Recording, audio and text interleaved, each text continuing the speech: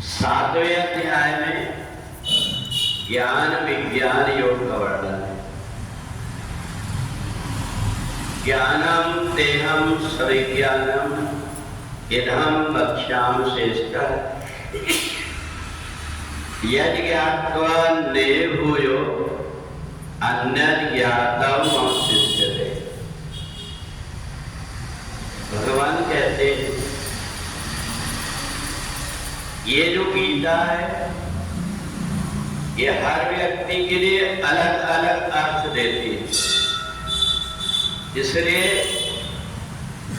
भगवान ने अर्जुन को तो निमित्त बनाया, परंतु हर व्यक्ति अगर गीता लेकर के बैठता है तो उसे उसमें से कुछ ना कुछ अपने लिए मिल जाता है।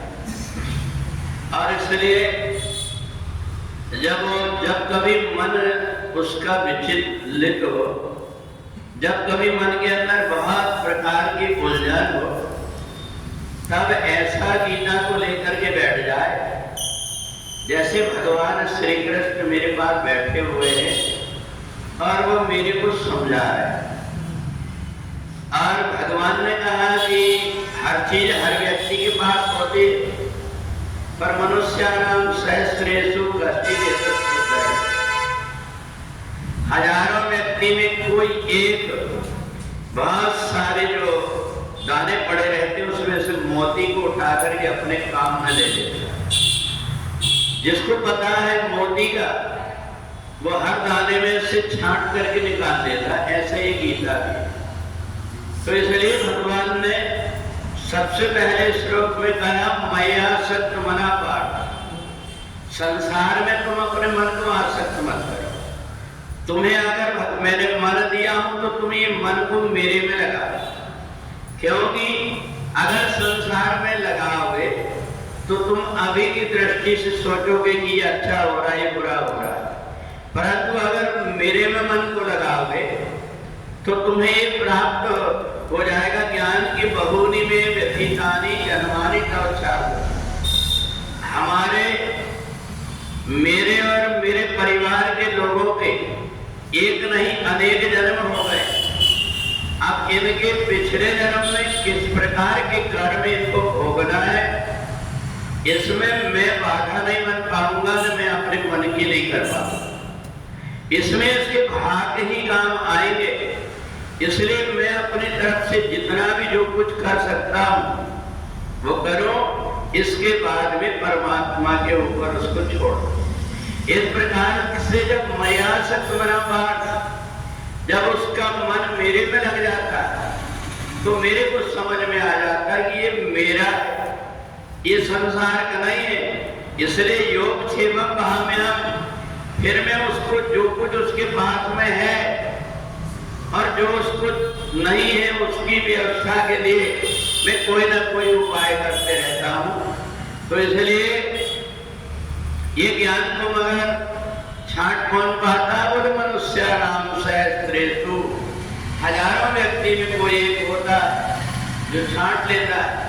बताओ कि अर्जुन युद्ध भूमि में खड़ा हुआ, अब भगवान उसको आत्मा और परमात्मा का ज्ञान दे रहे हैं। सुख और दुख बता रहे हैं कि वास्तव में सुख क्या है और दुख क्या है।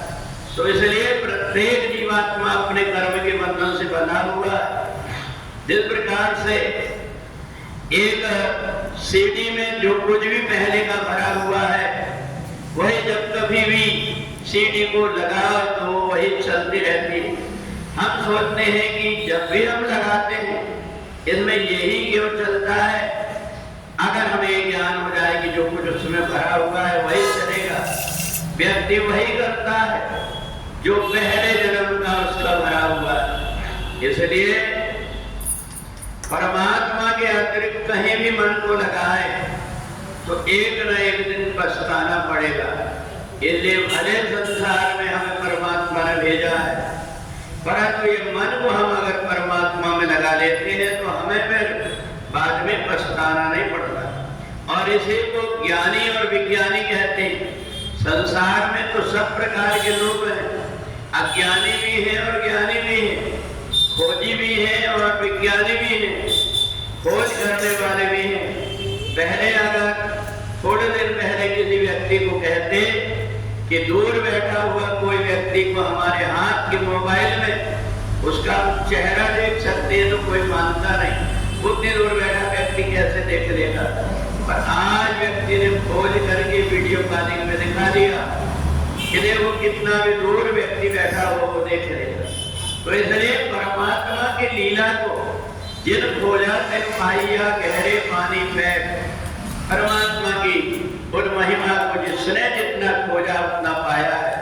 इसलिए सबसे बड़ा खोजी वो है जो संसार की तरफ नहीं परमात्मा की खोजने की कोशिश करता है, और जो परमात्मा को खोजने की कोशिश करता है उसको ज्ञानी से भी बढ़ करके विज्ञानी कहा गया है। ज्ञानी तो केवल वर्तमान की खोजता है, पर विज्ञानी व्यक्ति भूत की भी और भविष्य की दोनों की खोजता है।